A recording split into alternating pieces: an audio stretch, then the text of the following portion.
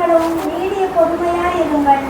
இதோ பயிரிடுகிறவன் பூமியின் நற்பலனை அடைய வேண்டும் என்று முன்மாறியும் பின்மாறியும் வளரும் அளவும் நீடிய பொறுமையோட காத்திருக்கிறார். ஆமென். இப்படி இருக்க சகோதரரே, இப்படி இருக்க சகோதரியே, கர்த்தர் வரும் அளவும் நீடிய பொறுமை உள்ளவர்களாய் இருங்கள். இதோ பயிரிடுகிறவன் பூமியின் நற்பலனை அடைய வேண்டும் என்று முன்மாறியும் பின்மாறியும் வரும் அளவும் நீடிய பொறுமையோடு காத்திருக்கிறான். இன்னைக்கு கர்த்தருடைய வார்த்தை என்ன தெரியுமா? நீடிய பொறுமையா இருங்க. பொறுமையா இருக்க சொல்லல கர்த்தர், நீடிய பொறுமையா இருங்க. அந்த நீடிய பொறுமைன்னு சொல்லி பாருங்களேன், நீடிய பொறுமை. அதுக்கே என்ன ஆகுது? நேரம் எடுக்குது. நீடிய பொறுமைனா என்னன்னா, இருக்கிறத நீங்க காத்திருப்பதை காட்டிலும் இன்னும் அதிகமா கர்த்தர் உங்களை என்ன சொல்றாரு? பொறுமையாக இருங்க என்று கர்த்தர் சொல்றாரு. இந்த உலகத்துல எங்கேயுமே என்ன இல்லை? பொறுமை இல்லை. எல்லாமே இன்ஸ்டன்டா நடக்குது. இன்ஸ்டன்ட் நூடுல்ஸ் எத்தனை நிமிஷத்துல ரெடி ஆகுது? 2 நிமிஷத்துலன்னு சொல்றாங்க. ஆனா செய்யறவங்களுக்கு தான் அது தெரியும் எவ்வளவு நிமிஷத்துல நூடுல்ஸ் ரெடி ஆகுதுன்னு. இன்ஸ்டன்டா நூடுல்ஸை தண்ணியில போடுங்க, சாப்பிடுங்க அப்படின்றாங்க. இல்லை உனக்கு டீ வேணுமா? இன்ஸ்டண்டா என்ன கொண்டு வந்துட்டாங்க? தண்ணி மட்டும் இருந்தால் போதும், இல்லை பால் மட்டும் இருந்தால் போதும். டீயை பேக்ஸில் கொண்டு வந்துட்டாங்க. நீங்கள் அதை முக்கி எங்கேனாலும் நீங்கள் எப்போனாலும் குடிச்சிக்கலாம். அது பிளாக் டீயாக இருக்கட்டும், க்ரீன் டீயாக இருக்கட்டும், இல்லை இஞ்சி போட்ட டீயாக இருக்கட்டும், எதுவாக இருந்தாலும் பேக்ஸில் என்ன பண்ணிட்டாங்க? கொண்டு வந்துட்டாங்க. இன்ஸ்டன்ட் சூப் நீங்கள் அப்படியே போட்டு கடாயில் போட்டு கலந்தா என்ன? சூப். இன்ஸ்டன்ட் பாயாசம். என்னோட மாமியார் வந்து இன்ஸ்டண்ட்டாக ஒரு பாயாசம் என்ன பண்ணுவாங்க? செய்வாங்க. ஆச்சியில் ஏதோ ஒரு அது நல்ல டேஸ்ட்டாக இருக்குது. அப்போ நம்ம என்ன பிரயாசப்படுறோம்னா, இன்ஸ்டண்ட்டாக எல்லாமே நடக்கணும். நமக்கு காத்திருக்க என்ன பண்ண மாட்டேங்குது? முடிய மாட்டேங்குது. பொறுமையை நம்மளால இருக்க முடியாது. நான் பொள்ளாச்சியிலேருந்து வந்திருக்கேன். எனக்கு இந்த சென்னையில் பார்க்கும்போது வாகனங்கள் போய்கிட்டே இருக்கு. நான் என் கணவர்கிட்ட கேட்பேன், எங்கப்பா போறாங்க எல்லாரும்? கொஞ்சம் ஒரு 30 செகண்ட் நம்மளால தாமதமாச்சுன்னா ஆரன் அடிக்கிறாங்க. அந்த ஆரன் அடிக்கிறதுலேயே நம்ம தெரிஞ்சிடணும், யோ நகர்ந்து போயா, நான் என்னுடைய வேலையை பார்த்து போகணும் அப்படின்னு என்ன பண்றாங்க? வேகமாக ஆரன் பண்றாங்க. அப்போ ஜனங்க என்ன பண்றாங்க? பொறுக்க முடியாம ஸ்பீடா புரிதமா ஓடிக்கொண்டிருக்கிற பூமியாக இருக்கிறத நம்ம என்ன பண்ண முடியுது? பார்க்க முடியுது. இல்ல ஒரு உணவு கடையில போய், எப்பா எனக்கு இந்த உணவு இருக்கான்னு கேட்கும்போது, சார் ஒரு 10 நிமிஷம் இருங்க சார், நான் ரெடி பண்ணி தரேன் போது அவன் யோசிக்கிறான், 10 நிமிஷமா, நான் இப்போ மற்ற கடையில வாங்கிக்கலாம். அப்படி கூட ஒரு பொறுமை இல்லாத இடத்துல இங்க கர்த்தர் என்ன சொல்றாருன்னா, கர்த்தர் வரும் அளவும் நீடிய பொறுமையாய் இருங்க. இந்த அப்ளிகேஷன்ஸ் யாருக்கு இல்லை? நமக்கு கிடையாது. நீடிய பொறுமை. கிறிஸ்தவர்களாக இருக்கிறவர் நமக்கு நீடிய பொறுமையா என்ன பண்ணணும்? இருக்கணும். ஒருவேளை எனக்கு அநேக ஃபோன் கால்ஸ் இந்த யூடியூப் மூலமா பார்த்து சொல்றாங்க, சிஸ்டர் என்னுடைய கணவர் என்னை அடிக்கிறாரு, என் கணவர் என்னை உதைக்கிறாரு, என் கணவர் குடி போதையில அடிமையா இருக்கிறாங்க, என் கணவர் தவறான ரிலேஷன்ஷிப்ல இருக்காரு, தவறான பெண்ணோட ஐக்கியத்துல இருக்கிறாங்க. இதெல்லாம் எங்களுக்கு என்ன வருது? ஃபோன் கால்ஸ் வந்து வருது. அப்ப நான் சொல்றது ஒரே வார்த்தை, சிஸ்டர் பொறுமையா இருங்க. நீங்க ஜெபிச்சுட்டே இருங்க, நீங்க பொறுமையா இருங்க. கர்த்தர் உங்க காரியத்தை என்ன பண்ணுவா? மாற்றுவார். ஒருவேளை நீங்களும் அதே பாதையில நம்ம இருப்போமானா, ஏன் எனக்கு மட்டும் இப்படி இருக்கு, என்னோட வாழ்க்கை மட்டும் ஏன் இப்படி இருக்கு, எனக்கு ஒரு நன்மை நடக்காதான்னு சொல்லும்போது கர்த்தர் சொல்றாரு, கர்த்தர் வரும் அளவும் எப்படிதான் நீடிய பொறுமையாக இருக்கணும். இப்போ 10 வருஷம் வரைக்கும் கர்த்தர் பொறுமையா இருக்க சொல்லல, 5 வருஷம் மட்டும் பொறுமையா இருக்க சொல்லல, 1 வருஷம் பொறுமையா இருக்குன்னு சொல்லல. கர்த்தருடைய வருகை வரைக்கும் நாம் எப்படி இருக்கணுமா? நீடிய பொறுமையாக இருக்கணும். நீடிய பொறுமையா இருந்து நீங்க ஜெபிக்க ஒருவேளை நமக்கு மரணம் முந்திக் கொள்ளுமானால், கர்த்தருடைய வருகை முந்திக் கொள்ளுமானால், நம்ம அது வரைக்கும் எப்படி இருக்கணும்? நீடிய பொறுமை உள்ளவர்களாக இருக்கும்போது தேவன் நமக்கு ஜெயம் தர போதுமானவராக இருக்கிறார்கள். அதுல வசனம் போடப்பட்டிருக்கு, இதோ பயிரிடுகிறவன் பூமியின் நற்பலனை அடைய வேண்டும் என்று முன்மாறியும் பின்மாறி வரும் அளவும் நீடிய பொறுமையோடு காத்திருக்கிறானா. இந்த விதைக்கிறவங்களை போய் பார்த்தீங்கன்னா, விதைச்சிட்டு 2 காலங்கள் என்ன பண்றாங்க? விதைக்கிறாங்க. இந்த இடத்துல முன்மாறி பின்மாறின்னு போட்டிருக்கு. ஆங்கிலத்துல பார்த்தா ஆட்டம் அண்ட் ஸ்ப்ரிங், இந்த 2 காலத்துல என்ன பண்றாங்களா? விதைக்கிறாங்க. வெறும் மழை காலத்துல விதைச்சிட்டு வந்து வெறும் மழை காலத்துல நீங்க விதைச்சிங்கன்னா என்ன ஆகும்? மழை பெஞ்சிட்டே இருந்து பயிர் எல்லாம் நாசமாயிரும். எந்த இதுவும் பலனும் நமக்கு கிடைக்காது. செடியும் என்ன ஆகாது? வளராது. வெறும் வெயில் காலத்துல நீங்க விதைச்சிங்கன்னா வெயில் வந்து எல்லாவற்றையும் கருக்கி போடுறத பார்க்குறோம். 2 காலங்களை பயிரிடுகிறவன் என்ன பண்றான்? சூஸ் பண்றான். அந்த முன்மாறியும் பின்மாறியும் வரும் அளவும் அவன் நீடிய பொறுமையா காத்திருக்கிறானா. இன்னைக்கு ஒருவேளை நம்மளுடைய ஆவிக்குரிய வாழ்க்கையில எதுவுமே நடக்கல, நான் ஜெபிச்சுட்டேன் ஆனா எனக்கு நடக்கல, நான் இப்பதான் ஜெபிச்சேன், கர்த்தர் என்ன சொல்றாரு? கர்த்தருடைய வருகை வரைக்கும் நம்ம எப்படி இருக்கணுமா?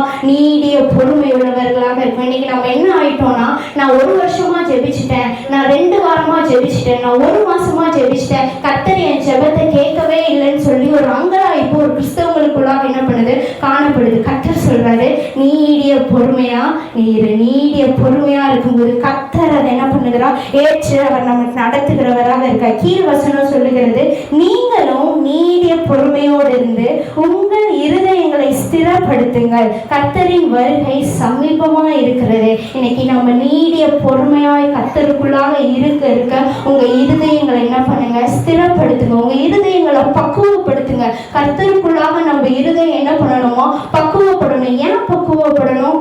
வசனம் சொல்லுகிறது, உங்கள் இருதயத்தை எல்லா காவலோடும் காத்துக்கொள்ளுங்கள், அதனிடத்திலிருந்து ஜீவ நீரூற்று என்னாகுதான்? புறப்பட்டு போகுது. நம்மளுடைய இருதயம் சாதாரணது கிடையாது. இதால இருதயத்துல ஜீவ நீரூற்று என்னாகும்? நமக்குள்ளாக பாயும்படி செய்யும். இந்த ஜீவ நீரூற்று நம்ம இருதயத்தை காத்து கொள்ளும் போது நம்மளை எந்த சோர்வுக்குள்ள தள்ளாது, எந்த பலகீனத்துக்குள்ளாக தள்ளாது. நமக்குள்ள ஓடிக்கொண்டு இருக்கிறது என்னது? ஜீவ நீரூற்று ஓடிக்கொண்டு இருக்கிறது. இருதயங்கள், அதனாலதான் சொல்றாரு, இருதயங்களை ஸ்திரப்படுத்துங்க. இந்த இருதயம் எப்படி இருக்கான்? கிறுக்கும் திருப்பும் உள்ளதா இருக்கிறது. கேடுகளை நினைக்கிற ஒரு இருதயமா இருக்கு. அதனால நம்மளுடைய கர்த்தருடைய வருகை வரைக்கும் கர்த்தர் நமக்கு கற்றுக் கொடுக்கிறது என்னன்னா, இருதயத்தை என்ன பண்ண? ஸ்திரப்படுத்து, இருதயத்தை பக்குவப்படுத்து. எனக்குள்ளாக வந்து நீ இருதயத்தை பக்குவப்படுத்த கர்த்தரின் வருகை சமீபமா இருக்கிறது. இன்னைக்கு கர்த்தருடைய வருகை அதி விரைவில் இருக்கிறது. யூடியூப் என்ன பண்ண முடியல? போய் பார்க்க முடியல. எங்க பார்த்தாலும் இது 2ஆம் உலக போர் முடிஞ்சிருச்சு, 3ஆம் உலக போர் நடக்குமோன்னு என்ன பண்றாங்க? எதிர்பார்க்கிறாங்க. ஒருவேளை இது 3ஆம் உலக போரா மாறிடுமோ அப்படின்ற பயம் எல்லாருக்குள்ளாக இருக்கிறது. இது ஒண்ணும் இல்லை, சாதாரண ஒரு நில பிரச்சனையில தொடங்குனது. இஸ்ரேல் இருக்கிற இடம் ஈரான் சொல்றாங்க, இல்ல இது எங்களுடைய இடம், நீ எங்களுடைய இடத்துல நீ இருக்கிறன்னு இஸ்ரேல சொல்லும் போது இஸ்ரேல் சொல்றாங்க, இல்ல பூர்வீகமா நாங்க இங்கேதான் இருக்கோம், நாங்க காலியாக மாட்டோம். அவங்களுடைய நோக்கம் என்னன்னா இஸ்ரேலை காலி பண்றது. இஸ்ரேலோட நோக்கம் என்னன்னா, நாங்க பூர்வீகமா நாங்க இங்கேதான் இருக்கோம், நீ என்ன காலி பண்றியா, நான் உன்னை காலி பண்ணுவேன். இதுல ஆரம்பிச்ச பிரச்சனை எங்க வரைக்கும் வந்திருக்குன்னா, இங்க வரைக்கும் வந்திருக்குது. இவங்க அவங்கள தாக்க, அவங்க இவங்களை தாக்க, ஒரு தாக்குதல் நடக்க சும்மா அவங்க தாக்குதல் நடக்கல. ஃபர்ஸ்ட் குண்டுகளை போட்டாங்க, இப்போ ஏவுகணைகளை என்ன பண்றாங்க? அனுப்புறாங்க. என்னதான் உங்களுக்கு ஷீல்டு இருந்தாலும் ஜனங்களுடைய நிலைமை யோசிச்சு பாருங்க. ஒவ்வொரு நாளும் பயத்துக்குள்ளாக அவங்க என்ன பண்றாங்க? வாழுகிறவர்களாக இருக்கிறாங்க. இது கர்த்தர் நமக்கு புதுசா நடக்குதுன்னு கர்த்தர் நமக்கு சொல்லல. இது எல்லாம் என்ன சம்பவிக்க வேண்டியது. மத்தேயு 24ஆம் அதிகாரத்துக்கு நீங்க திருப்பிக் கொள்வீர்களானால் வசனம் சொல்லுகிறது, உங்கள் இருதயங்கள் வஞ்சியாதபடி நீங்க என்ன பண்ணுங்க? எச்சரிக்கையா இருங்க. இதோ அங்க இயேசு அங்க இருக்கிறா, இங்க இருக்கிறான்னு சொல்லுவாங்க. ஆனாலும் நீங்க வஞ்சியாதபடி உங்களை நீங்களே காத்து கொள்ளுங்க. யுத்தங்களின் செய்திகளையும் நீங்க கேட்பீர்கள், கலங்காதபடி எச்சரிக்கையா இருங்க. இவைகள் எல்லாம் சம்பவிக்க வேண்டியது, ஆனாலும் முடிவு என்னாகாது? உடனே வராது. இது எல்லாமே யுத்தம் தொடங்கிடுச்சு, ஆனா இது எல்லாமே என்ன? ஒரு ஜஸ்ட் ஆரம்பம்னு கர்த்தர் சொல்றாரு. எதுக்கு ஆரம்பம்? பூமி தேவனுடைய வருகைக்கு தன்னைத்தானே தயார்படுத்தி கொண்டிருக்கிறது. கர்த்தர் மீண்டும் என்ன பண்ணுவார்? வருவார். அவர் எப்படி எடுத்துக்கொள்ளப்பட்டாரோ சீஷர்கள் இடத்தில் அவர் சொல்லி கொண்டிருக்கும் போது, நீங்க 40 நாள் நீங்க காத்திருக்கிற வேளையில பரிசுத்த ஆவியானவர் உங்கள் மேல வருவார். நீங்க அப்பொழுது பலனடைந்து யூதாவிலும் சமாரியாவிலும் பல தேசங்களிலும் சாட்சிகளாய் இருப்பீர்கள் சொல்லிக் கொண்டே இருக்கும் போது, இதோ அவர் மேல என்ன பண்றாரு?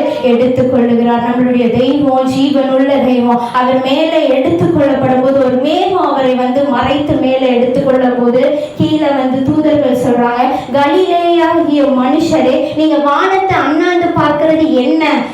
உங்கள் இயேசுவானவர் எப்படி மேலே சென்றாரோ அப்படியே அவர் மீண்டும் வருவார். இன்னைக்கு உங்களுக்கு அந்த விசுவாசம் இருக்கா? இயேசு மீண்டும் வருவார்ன்ற விசுவாசம் இருக்கா?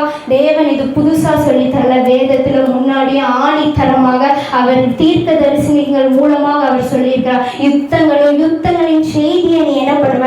கேள்விப்படுவ. ஜனத்துக்கு விரோதமாய் ஜனமும் ராஜ்யத்துக்கு விரோதமாய் ராஜ்யமும் எழுவும். பஞ்சங்களும் கொள்ளை நோய்களும் பூமி அதிர்ச்சிகளும் பல இடங்களில் உண்டாகும். நம்மளுடைய ஒரு 2-3 மாதங்களுக்கு முன்னாடி நீங்க பார்த்தீங்கன்னா தெரியும், கேரளால வயநாடு பகுதி என்னாச்சு?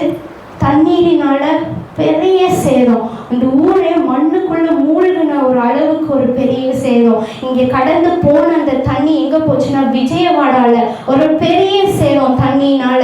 அந்த பகுதி மட்டும் இல்ல, நார்த்து பல இடங்கள்ல மண் சரிவுகள், நில சரிவுகள், பூமி அதிர்ச்சிகள் தொடர்ந்து இது என்ன ஆகுது, நடந்து கொண்டு இருக்குது. இதெல்லாம் என்னது, பூமி தன்னைத்தானே கிறிஸ்து வருகிறதுக்கு ஆயத்தமாகுது. எப்படி இயேசு வருகிறதுக்கு முன்பாடி இதோ ஒரு பாலகன் பிறப்பார்னும் போது எப்படி பூமி தன்னைத்தானே தயார்படுத்தினதோ, மீண்டும் இயேசு தன்னுடைய பிள்ளைகளை அதி சீக்கிரமாய் அழைத்து கொண்டு போவதற்கு பூமி என்ன ஆகுது, தயார்படுத்தி கொண்டு இருக்குது. அதோடைய சிம்டம்ஸ் தான் என்னது, இது யுத்தம் நடக்குதுன்னா யாராவது பார்த்து உங்களை பத்தி கேட்டாங்கன்னா, எப்பா யுத்தத்தை பார்த்தியான்னு கேட்டாங்கன்னா சொல்லுங்க, தைரியமா சொல்லுங்க, இயேசு அதி சீக்கிரமா வரப்போறாரு. எங்க வேதம் எங்களுக்கு முன்னாடியே சொல்லிடுச்சு, இதெல்லாம் நடக்கும். எங்களுக்கு வேதம் என்ன ஆயிடுச்சு, முன்னாடியே சொல்லி தேவன் எங்களை திடப்படுத்தி இருக்கிறார். நாங்க ரெடியா இருக்கோம். நீயும் என்ன பண்ணி இயேசுவை ஏற்றுக்கொள்ளுகிறவர்களாக மாறுங்க. நீங்க இந்த இடத்துல ஒரு சுவிசேஷத்தை பிறருக்கு சொல்லும் போது அவங்க அதை ஏற்றுக்கொண்டு வருவதற்கு அது ஏதுவாக இருக்கும். இது மாத்திரம் இல்ல, அநேக உலகங்கள் என்ன இருக்கு, ரெடியா இருக்கு. நீங்க அநேக ரோபோக்கல்ஸ் என்ன பண்ணிட்டாங்க, கொண்டு வந்துட்டாங்க. நான் இடையில ஒரு போஸ்ட் பார்த்தேன். மனுஷன் ஒரு இடத்துல இருந்து சிமெண்ட் பூசிட்டு இருக்கிறான், ரோபோ ஒரு இடத்துல இருந்து சிமெண்ட் பூசுது. அது இப்படின்றதுக்குள்ள ஒரு இந்த பகுதியே என்ன ஆயிடுச்சு, பூசிடுச்சு.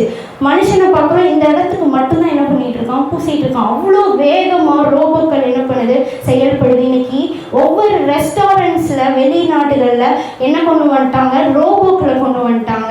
ரோபோக்கள் பரிமாறுவதற்கு டக்கு டக்கு டக்குன்னு போய் மனுஷனால் என்ன பண்ண முடியாது, ஓட முடியாது. ஆனால் ரோபோக்களை கொண்டு வந்துட்டாங்க. டீச்சிங்ஸ்லயும் அப்படிதான், ஸ்கூல்கள் என்ன கொண்டு வந்துட்டாங்க, ரோபோக்களை கொண்டு வந்துட்டாங்க. நம்மளை காட்டிலும் ஞானம் நிறைந்த ரோபோக்கள் என்ன ஆயிடுச்சு, அதிகமா பெருகி கொண்டு வருது. இதெல்லாம் என்னத்துக்கு காரணம் தெரியுமா, தேவன் வருகிறதுக்கு ஆயத்தமாய் கொண்டு இருக்கிறது. இன்னைக்கு நீங்க ஏதாவது கையில காசு கொண்டு போறீங்களா, போற இடங்களுக்கு காசு இருக்கா கையில, நம்மளே என்ன பண்ணிக்கிறோம், நம்மளும் ஆயத்தமாய் கொள்கிறோம். எதுக்கு, ஒரு 10 ரூபா என்ன பண்ண மாட்டேங்குது, கையில இருக்க மாட்டேங்குது. எல்லாம் போன்ல ஜிபே, எல்லா கடையிலும் போய் பாருங்க, எல்லாம் பே பண்றதுக்கு நிக்கிற இடத்துல கையில காசு கொடுத்து வாங்குறவங்க யாரும் இல்லை. எல்லாம் ஜிபேல ஸ்கேனர்ல பண்ணி அவங்க என்ன பண்றாங்க, கொண்டு வராங்க. அது மாத்திரம் இல்ல, கர்த்தர் சொன்னபடியே எல்லா தேசங்களும் ஒரு தேசமாக மாறும். ஒரு தேசம், ஒரு லாங்குவேஜ், எல்லாம் ஒன்னாக மாறும். அதே போல கர்த்தர் வருகிற நாட்கள்ல இதெல்லாம் என்ன ஆகும், சம்பவிக்கும். நம்மளுக்கு இருக்கிற எல்லா காட்சியும் என்ன பண்றாங்களா, ஒரு கார்டுக்குள்ள கொண்டு வராங்களாம். பேங்க்குள்ள ஆதாரம் இணைக்கிறாங்க, பேங்க்குள்ள பேன் கார்டை இணைக்கிறாங்க, எல்லாத்தையும் எதுக்குள்ள இணைக்கிறாங்க, ஒரு கார்டுக்குள்ளாக இணைக்கிறாங்க. இந்த ஒரு கார்டு என்ன ஆகும் தெரியுமா, நாள் ஆக ஆக ஒரு சிப்பாக மாறும். ஒரு அரிசி அளவுல, நமக்கு வேதம் சொன்னபடிதான், அரிசி அளவுல ஒரு சிப்பு மனுஷனுடைய நெற்றியிலையோ கைகளிலையோ என்ன பண்ணுவாங்க, புரிந்து கொள்வாங்க. அது இருந்தா மாத்திரம்தான். இதெல்லாம் எதுக்கு நடக்கும்னா, தேவன் வந்து தன்னுடைய பிள்ளைகளை தீங்கு நாட்களுக்கு முன்பாக அவர் என்ன பண்ணுவாராம், அழைத்து கொண்டு செல்வார். என் பிள்ளை இதுல என்ன பண்ண மாட்டா, இருக்க மாட்டா. என்ன விசுவாசித்து என்ன நம்புகிற பிள்ளைகளை பிரதான தூதனோடும் ஆரவார சத்தத்தோடு கர்த்தர் வானத்திலிருந்து இறங்கி வரும்போது வசனம் சொல்லியிருக்கு, மரித்தவர்கள் முதலாவது எழுந்திருப்பாங்களாம். இவ்வளோ நாள் மரித்த பரிசுத்தவான்கள் தேவன் வருகிற வேளையில முதலாவது எழுந்திருக்கும் போது உயிரோடு இருக்கிற நாமும் அவருக்கு எதிர்கொண்டு செல்லுவோம், சென்று அங்கே அவரோடு நம்ம இருப்போம்னு வசனம் என்னப்பட்டிருக்கு, 1 தெசலோனிக்கேயர்ல அழகாக போடப்பட்டிருக்கு. இன்னைக்கு ஒருவேளை கர்த்தருடைய வருகை எப்போ வரும்னு என்ன பண்ணாது நமக்கு தெரியாது. மத்தேயு 24 வீட்டுக்கு போன நேரம் கிடைக்கும் போது வாசிச்சு பாருங்க. வசனம் சொல்லுகிறது, அவர் வருகிற நாளை ஆகிலும் நேரத்தை ஆகிலும் ஒருவனும் அறியாதிருப்பான், பிதாவை தவிர யாருக்குமே தெரியாதாம், தூதர்களுக்கு கூட என்ன பண்ணாது, தெரியாது. நம்மளை நாமே நிதானப்படுத்தி நம்மளை நாமே ஆயத்தமாய் கொள்ளுங்க. ஒருவேளை கர்த்தருடைய வருகையில நம்ம கைவிடப்பட்டோம்னா நம்ம இதுவரை வாழ்ந்த வாழ்க்கை வீணாக போய்விடும். இதுவரை நம்ம ஞானஸ்தானம் பெற்றது வீணா போயிடும்.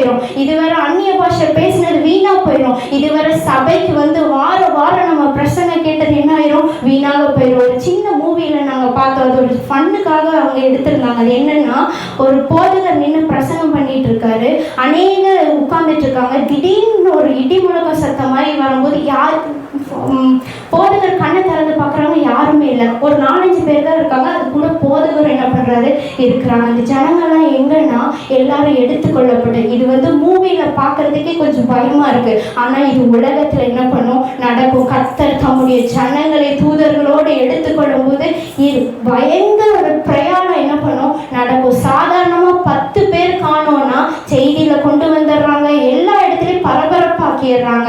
ஆனா எல்லாரையும் என்ன பண்ணுவாங்க, ஒரு நாள் காண போயிடுவாங்க. எஸ்தரை காணோம், தெபோராளை காணோம், தாவீதை காணோம், தானியேலை காணோம். இவங்கெல்லாம் என்ன பண்ணுவாங்க, காணோம் எல்லாருடைய பெயர் பட்டியலை எடுத்து பார்க்கும்போது கிறிஸ்தவர்கள் என்ன பண்ணியிருப்பாங்க, இருக்க மாட்டாங்க. எல்லா கிறிஸ்தவர்களும் என்ன பண்ணியிருப்பாங்க, எடுத்துக்கொள்ளப்பட்டிருப்பாங்க. கிறிஸ்தவர்கள் மாத்திரம் இல்ல, பாவம் அறியாத எல்லா குழந்தைகளும் கர்த்தரோடு எடுத்துக்கொள்ளப்படும். ஜோரன், ஜேசன் இந்த மாதிரி குழந்தைகள் இருக்குமானால் எல்லா குழந்தைகளும் கர்த்தரோடு இருக்கும். இன்னைக்கு நம்ம கர்த்தரோடு போயிடுவோமா? யோசிச்சு பாருங்க. இன்னைக்கு நம்ம கர்த்தரோடு நாம் இருக்கும்போது, கர்த்தரோடு நடக்கும்போது நாம் அவரோடு கூட என்ன பண்ணுவோம், போகிறவர்களாக இருப்போம். வசனம் போடப்பட்டிருக்கு, திருடன் வரது சொல்லிட்டு வருவானா வீட்டுக்கு. திருடன் நான் இத்தனை மணிக்கு 10 மணிக்கு வரேன், நான் 12 மணிக்கு வரேன். அவன் நீட்டா நேக்கா எப்போ போறாங்க, என்ன பண்றாங்க எல்லாம் பார்த்தவங்க போயிட்டாங்களான்னு பார்த்து அவன் திருடன் என்ன பண்றான், வரான். இன்னைக்கு நம்ம அசதியா இருப்போமானால், ஆவிக்குரிய வாழ்க்கையில ஒரு அசதி இருக்குமானால், கர்த்தர் எப்போ வருவாருன்னு தெரியாது, எப்போ வந்து அவருடைய பிள்ளைகளை கூட்டிக் கொள்வாருன்னு தெரியாது. எங்களுக்கு இன்னும் அந்த ஒரு பயம் என்ன ஆகுது இருக்கு. ஊழியக்காரங்களா இருக்கும், ஊழியக்காரர்களாக இருக்கும், நம்மிடத்துல ஏதோ ஒரு குற்றங்கள் இருக்குமானா, அவருடைய கண்ணுக்கு நம்மளோட குற்றங்களாக இருப்போமானா என்ன பண்ணுவோம், கைவிடப்பட்டவர்களாக இருப்போம். கைவிடப்பட்டுட்டோம் அப்படின்னா அடுத்த ஸ்டெப் என்ன தெரியுமாகும், உலகம் முழுவதும் டெலிகாஸ்ட் ஆகும். எல்லா கிறிஸ்தவர்களும் காணும், எல்லாரும் காணும். அதனாலதான் வசனம் சொல்லு, 2 பேர் இருந்தாங்க, ஒருவன் எடுத்துக்கொள்ளப்பட்டான், ஒருவன் கைவிடப்பட்டான். 2 ஸ்திரீகள் மாவரைத்து கொண்டு இருந்தாங்க, ஒருத்தி எடுத்துக்கொள்ளப்பட்டான், ஒருத்தி கைவிடப்பட்டான். இன்னைக்கு ஒருத்தவங்க எடுத்துக்கொள்ளப்பட்டாங்களோ, ஒருத்தவங்க கைவிடப்படுவாங்க. எல்லா பஸ்ல நீங்க பாத்தீங்கன்னா தெரியும், விமானங்கள்ல பாத்தீங்கன்னா தெரியும், 2 டிரைவர்ஸ் இருப்பாங்க, 2 கண்டக்டர்ஸ் இருப்பாங்க. எதுக்கு தெரியாமே உலகம் தன்னைத்தானே ஆயத்தமாய்க்கொள்ளு. ஒரு டிரைவர் எடுத்துக்கொள்ளப்பட்டாலும் ஒருத்தர் என்ன பண்ணுவாங்க, சேதமாகாதபடி அவங்க என்ன பண்ணுவாங்க, நடத்துவதற்கு. இது உலகமும் என்ன பண்ணுது தெரியல, ஆனா அவங்க சட்டத்தை என்ன பண்ணிட்டாங்க, கொண்டு வந்துட்டாங்க. இன்னைக்கு நாம ஜாக்கிரதையா இருப்போம், அசதியா இருக்காதீங்க. 10 கன்னிகைகள் இருந்தாங்க, 5 கன்னிகைகள் புத்தியுள்ள கன்னிகைகள், 5 கன்னிகைகள் புத்தி இல்லாத கன்னிகைகள் வசனம் போடப்பட்டிருக்கு. யூதரோட முறைமைப்படி கல்யாணம் ஆகிறதுக்கு முன்னாடி என்ன ஆகும்னா, மணவாட்டி கேர்ள் என்ன பண்ணுவாளாம், தன்னைத்தானே அலங்கரித்து பெண் தோழியோட ஒரு அறையில காத்திருப்பாளாம். மணவாளன் எப்போ வருவாருன்னு என்ன பண்ணது தெரியாது. ஓ மணவாளன் வருவார், இந்த டைம்ல வருவார், காத்து பெண் தோழியோட அவளுக்கு என்னன்னா, எனக்கு திருமணம் ஆக போது, நான் மணவாளனோட போக போறன்ற சந்தோஷத்துல அவ பெண் தோழியோட அவ காத்திருப்பாளாம். மணவாளன் வர தாமதிக்கும் போது அவ என்ன பண்ணுவா, அந்த இடத்துல தான் இருப்பா. வசனம் அதுக்காக கர்த்தர் உவமையோடு ஒப்பிட்டு சொல்றாரு. 5 புத்தியுள்ள கன்னிகை, 5 புத்தி இல்லாத கன்னிகை. 5 புத்தியுள்ள கன்னிகை என்ன பண்றா, அவளும் ஆயத்தமா தீவெட்டியோட கொஞ்சம் எண்ணெயோட இருக்கா. 5 புத்தி இல்லாத கன்னிகைக்கு வெறும் தீவெட்டி தான் என்ன பண்ணுது இருக்குது. இதோ மணவாளன் வந்து விட்டார்னு சத்தம் கேட்கும் போது எண்ணெய் வச்சிருக்கிறவங்க ஊத்தி மணவாளனோடு போயிட்டாங்க. எண்ணெய் இல்லாதவங்க போய் கெஞ்சுறாங்க, எனக்கு கொஞ்சம் எண்ணெய் கொடு, எண்ணெய் கொடு, என்கிட்ட எண்ணெய் இல்லையே அப்படின்னு கெஞ்சும் போது அவங்க சொல்றாங்க, உனக்கும் பத்தாம எனக்கும் பத்தாம இருக்கிறதுக்கு நீ இப்போ கடையில் என்ன பண்ணிக்கோ, வாங்கிக்கோ. அவங்க வாங்கி சேர்க்கிறதுக்குள்ள இதோ மணவாளன் வந்து விட்டார்னும் போது அவங்க கடந்து போனவர்களாக இருந்தாங்க. இது உவமையாக கர்த்தர் சொல்றாரு. எனக்கு இதெல்லாம் சம்பவிக்கும். இன்னைக்கு நாம் அதுல கைவிடப்படாதவர்களாக நம்ம என்ன பண்ணணும், இருக்கணும். ஜாக்கிரதை உள்ளவர்களாக இருங்க. கர்த்தர் வந்துட்டு போயிட்டாரு அப்படின்னா உலகம் பயங்கர மோசமாயிரும். கர்த்தர் இருக்கிறதுனாலதான் ஆவியானவர் இதெல்லாம் பாதுகாத்து கொண்டு இருக்கிறார். எந்த சேதம் அணுகம், அவருடைய பிள்ளைய மட்டும் தூக்கிட்டாரு, அவங்க பிள்ளைகள் எல்லாம் போயிட்டாங்கன்னா இந்த பூமி என்ன பண்ணும், கைவிடப்பட்ட ஒரு சூழ்நிலை. உலகத்தின் அதிபதி கைக்குள்ளாக என்ன பண்ணும், உலகம் போய்விடுறது நம்ம என்ன பண்ண முடியும், பார்க்க முடியும். அவன் என்ன பண்ணுவான், எல்லா இடத்துலையும் கலவரமா, இதோ நான் வரேன், ஒருவன் என்ன பண்ணுவான், எழும்புவான். இன்னும் யூதர்கள் என்ன விசுவாசித்து காத்திருக்காங்க, என்னன்னு, மெசையா வருவாரு. வந்த மெசையாவை யாரும் ஏற்றுக்கொள்ளல. இன்னும் மேசியா வானத்திலிருந்து இறங்கி வருவாரு, அவர் அரண்மனையில வந்து உட்காருவாருன்னு சொல்லி இன்னும் என்ன பண்றாங்க, தேவாலயத்தை கட்டி கொண்டு இருக்கிறாங்க. எருசலேம்ல முதல் தேவாலயம் கட்டி இடிக்கப்பட்டுருச்சு, 2வது தேவாலயம் கட்டி இடிக்கப்பட்டுருச்சு. மெசியா வருவாருன்னு சொல்லி ஒரு பெரிய ஒரு தேவாலயம் என்ன பண்றாங்க, கட்டி கொண்டு இருக்காங்க. என்ன விசுவாசம்? மெஸ்ஸியா வருவார், மெஸ்ஸியாவாக அந்தி கிறிஸ்து என்ன பண்ணுவான், வருவான், நான் உங்களுக்கு சமாதானம் தரேன், நான் இந்த கலகத்தை எல்லாம் நான் மாட்டுறேன்னு சொல்லி 3 வருஷம் நல்ல ஆளுகை செய்வான். 3 வருஷம் அந்த கைவிடப்பட்டவர்களுக்கு நல்ல சலுகை இருக்கும். ஆனா அதுக்கு 3 வருஷத்துக்கு அப்புறம் நம்ம கைகள்லையாவது நெற்றிலையாவது பொடித்தால் மாத்திரம்தான் ஏதாவது வாங்க முடியும். அப்பொழுது எல்லா குன்றுகளுக்கும் குகைகளுக்கும் ஓடி போய் ஒளிவாங்கலாம். இதை நம்ம குத்தும் போது இயேசு இல்லைன்னு நம்ம மறுதளிக்கிறதுக்கு அது சமம், இந்த ஒரு சிப்பு. அதனால எல்லாரும் என்ன பண்ணுவாங்க, இயேசு உண்மையான தேவன் சொல்லி குன்றுகளுக்கு குகைகளுக்கு ஓடி போய் மறைந்து கொள்வார்கள். வசனம் போடப்பட்டிருக்கு. இதெல்லாம் கிறிஸ்தவ வாழ்க்கையில தேவன் நமக்கு முன்னதாக அறிவித்து விட்டார். எனக்கு சொல்லலையே, எனக்கு தெரியலையே, அதனால நான் கைவிடப்பட்டுட்டேன்னு சாக்கு நமக்கு என்ன பண்ண முடியாது, சொல்ல முடியாது. தேவன் துல்லியமாய் என்னென்ன நடக்கும் ப்ரொசீஜர் படியாக கர்த்தர் நமக்கு சொல்லி கடந்து சென்றிருக்கார். நான் வருவேன், நிச்சயம் வருவேன், உன்னை நான் என்ன பண்ணுவேன், என்னோடு கூட்டிக் கொள்வேன், நீ இதெல்லாம் நீ பார்க்க வேணாம், நீ உனக்கு முத்திரையும் இல்லை, உனக்கு எதுவும் கிடையாது. அந்த இடத்துல மறுதளிக்க மாட்டாங்களாம் கிறிஸ்தவர்கள். கைவிடப்பட்ட கிறிஸ்தவர்கள் மறுதளிக்க மாட்டாங்களா, இயேசுவை மறுதளிக்க மாட்டேன். ஏன்னா அவங்க கண்ணார பார்த்துட்டாங்க, என்ன கூட இருந்த அம்மா எடுத்துக்கொள்ளப்பட்டாங்க. கண்ணார பார்க்கும்போது அவங்க என்னன்னா, நான் மறுதளிக்க மாட்டேன்னு சொல்லி அந்த சித்திரவாதம் என்ன பண்ணுவாங்களாம், அனுமதிப்பாங்களாம் தனக்கு தானே. என்ன மாதிரி சித்திரவாதம் தெரியுமா? அணுவா அவன் சித்திரவாதம் கொடுப்பான். அணுவா நீ இயேசுவை மறுதளி, இதை குத்துன்னு சொல்லி எல்லா கிறிஸ்தவர்களையும் கணக்குப்படி என்ன பண்ணி இன்னைக்கு நம்மளை சேட்டலைட் வாட்ச் பண்ணிகிட்டே இருக்கு. உங்களுக்கு அது தெரியுமா? நம்மளை இன்னைக்கு சேட்டலைட் நம்மளை தூரத்துலேருந்து கண்காணிச்சுட்டே இருக்கு. நீங்கள் என்ன விரும்புகிறீங்க, என்ன வாங்கணும்னு தேடுறீங்க, சாதாரணமாக போய் கூகுளில் ஒரு மேட்டு தேடி பாருங்களேன், உங்களுக்கு வர விளம்பரம்லாம் என்னவா வரும், மேட்டாக வரும். என்னது, உங்களை கண்காணிக்கிறாங்க. என்ன சேட்டலைட் நமக்கு தெரியாமே நம்மளுடைய விருப்பம் என்னன்னு கண்காணிக்கும் போது எத்தனை கிறிஸ்தவர்கள்ன்ற பட்டியல் என்ன பண்ணுது, நம்ம கவர்மெண்ட்ல இருக்கிறோம், கவர்மெண்ட்ல ஆதாரோடு நம்ம இணைச்சு ரெடியாக வச்சுருக்கோம். நான் ஒரு குடியுரிமையால், நான் இந்திய தேசத்தில் இருக்கேன்ப்பா அப்படின்னு சொல்லி நம்ம பெருமை ஒரு பக்கம் இருக்குது, சலுகை ஒரு பக்கம் இருக்குது. ஆனால் அதே நம்மளை நாமே என்ன பண்ணிடுறோம், கைதியாக்கிறோம். ஒரு வேளை நம்ம கைவிடப்பட்டோம்னா நம்ம ப்ரூஃப், டேட் ஆஃப் பர்த் எல்லாமே ரெடியாக இருக்குது. தூரத்துலேருந்து அவங்க என்ன பண்ணுவாங்க, கண்காணிக்கிறவர்களாக இருப்பாங்க. அதனால மிகவும் ஜாக்கிரதையா இந்த வாழ்கிற நாட்களில் வந்துட்டு போனதுக்கப்புறம் ஏசப்பா என்னை கைவிட்டுட்டீங்களேன்னு சொல்கிறதுல எந்த பிரயோஜனமும் இல்லை. இதை நினைக்கும் போது பயமாக இருக்கு. நான் எங்கள் அம்மாட்ட எங்கள் அப்பாட்ட சொல்லுவேன், நான் போயிடுவேன், நீங்கள் 2 பேரும் இங்கே இருப்பீங்கன்னும் போது சொல்லுவாங்க, இல்லை நாங்கள் 2 பேர் போயிடுவோம், நீ இங்கே இருப்ப. ஒரு நிமிஷம் நான் யோசிச்சு பார்ப்பேன், நான் இருந்தேன்னா என்ன பண்ணுவேன், எங்கே நான் ஓடுவேன், என்ன பண்ணுவேன். உள்ள ஒரு பயம் இருந்தாலும் ஏசப்பா என்னை கைவிட்டுறாதீங்க, ஏதாவது நான் குற்றம் இருக்கும், குறை இருக்கேன், என்னை மன்னிச்சு நான் உங்களோட நான் ஓடி வந்துடுறேன்ப்பா, அவங்க காலை பிடிச்சிட்டாவது ஓடி வந்துடுறேன். உண்மையாலுமே வசனம் வெளிப்படுத்தின விசேஷத்தில் போட்டிருக்கு, கடைசி காலத்தில் கைவிடப்பட்டவர்கள் இரத்த சாட்சியாக மரித்தால் மாத்திரம்தான் பரலோகத்துக்கு வர முடியும். ஒரே ஒரு ஆப்ஷன். இப்போ இலவசமாக ரட்சிப்பு இருக்குது, நீ என்ன பாவம் பண்ணாலும் ஏசப்பா உன்னை ஏற்றுக்கொள்வார். ஆனால் இயேசு வந்துட்டு இந்த பூமியை விட்டு எல்லா பிள்ளைகளையும் கூட்டி சென்றதுக்கப்புறம் ஒரே ஒரு ஆப்ஷன் தான், நீ உன் ஜீவனை விட்டால் மாத்திரம்தான் நீ என்ன பண்ண முடியும், பரலோகத்தில் நித்தியமாய் வாழ முடியும். அதனால எல்லாரும் துணிந்து என்ன பண்ணுவாங்களாம், ஜீவனை விட தயாராக இருப்பாங்களா. ஆனால் சாவு என்ன ஆகுது, இருக்காதுன்னு வசனம் போடப்பட்டிருக்காங்க. சாவை தேடுவார்கள், சாவை காணாது இருப்பார்கள். அந்த அந்தி கிறிஸ்து ஒரு காலம் ஒரு குதிரையில் கட்டுவானா, இன்னொரு காலம் இன்னொரு குதிரையில் கட்டி இந்த சைடு அனுப்புவானா, ஒரு குதிரை இந்த சைடு அனுப்புவானா. கிறிஸ்தவர்கள் ரொம்ப கொடூரமாக சாவாங்க. தன்னுடைய தலையை சிறை சேதம் பண்ணும். ஆதி காலத்தில் நடந்த அதே இரத்த சாட்சி என்னாகும், மீண்டும் நடக்கும். எனவே தைரியமா இருங்க. ஏசப்பா இதெல்லாம் நமக்கு சொல்லி என்ன பண்ணியிருக்கா, கடந்திருக்கா. இதெல்லாம் ஒரு பாடே கிடையாது. நம்ம இன்னைக்கு போய்கொண்டு இருக்கிற வாழ்க்கை ஒரு பாடே கிடையாது. இதெல்லாம் எதுக்கு தெரியுமா, இயேசுவோடு நான் போயிடணும். அவரோட வருகை அதி சீக்கிரமா இருக்கு. உங்களுக்கு தெரிஞ்சவங்க இடத்துல சொல்லுங்க, நாமளும் கைவிடப்படக்கூடாது, அவங்களும் கைவிடப்படக்கூடாது. இருக்கிற இடங்க நம்மளுடைய தலைகளை தாழ்த்தி கண்களை மூடி ஜெபிப்போமா. அன்பின் பரலோக பிதாவே, நாங்கள் துதித்து நாங்கள் ஜெபித்து